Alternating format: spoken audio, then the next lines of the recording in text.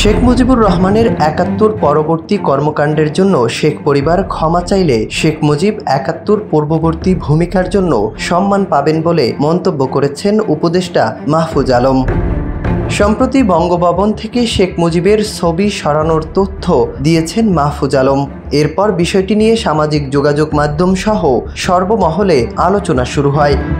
বঙ্গভবন থেকে শেখ মুজিবের ছবি সরানোর ব্যাখ্যা দিয়ে বুধবার নিজের ভেরিফাইড ফেসবুক আইডিতে এক মন্তব্য করেন মাহফুজ।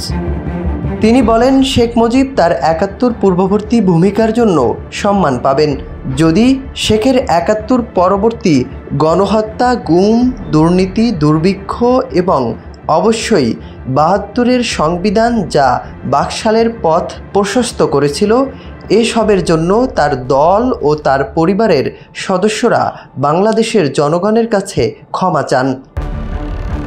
শেখ হাসিনা তার পিতা শেখ মুজিবকে বিদ্রূপ ও হাসির পাত্র বানিয়েছেন বলেও মন্তব্য করেছেন তিনি।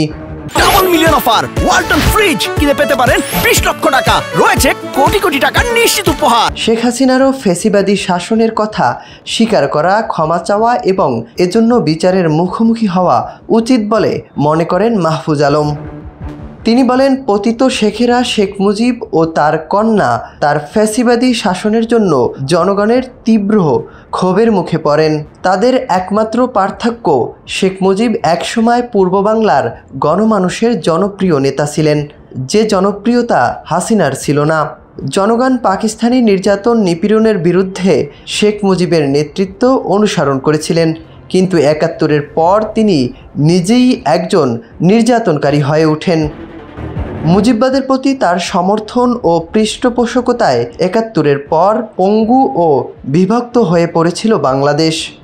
নিজের ফ্যাসিবাদী ভূমিকার কারণে ১৯৭৫-এ তার মৃত্যুতে মানুষের শোক অনুতাপ ছিল না। তিনি আরও বলেন, কন্যা ফ্যাসিবাদী শাসনের কারণে শেখের ছবি সরানো হয়েছে। যে শাসন মেয়ে করেছেন ফ্যাসিবাদী বাবার নামে ও তার ৭১ পরবর্তী চেতনার কথা বলে তার বাবাকে দেবতুল্য করা হয়েছিল, কিন্তু জুলাই অভ্যুত্থানের পর বাংলাদেশের মানুষ একসঙ্গে তাদের দুজনার ছবি, মুরাল ও ভাস্কর্য নামিয়ে ফেলেছে। কেউ যদি সরকারি অফিস থেকে শেখদের ছবি সরানোর কারণে আক্ষেপ প্রকাশ করেন, তবে তিনি এ গণ অভ্যুত্থান ও গণমানুষের চেতনারই নিন্দা জানালেন বলেও উল্লেখ করেন মাহফুজ আলম।